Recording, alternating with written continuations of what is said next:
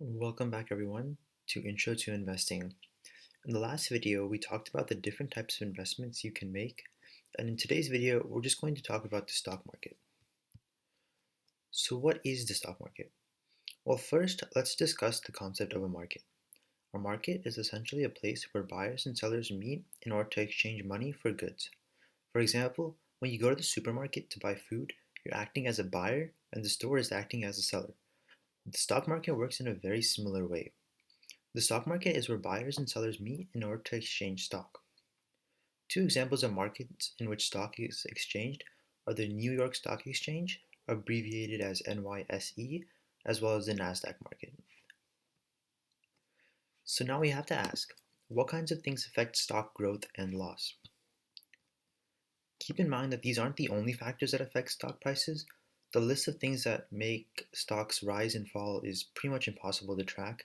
These are just a few of the obvious examples. So now, different things affect different parts of the stock market.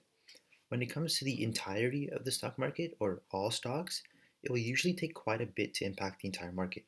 For example, two things that impact the stock market or all stocks are political developments or diseases.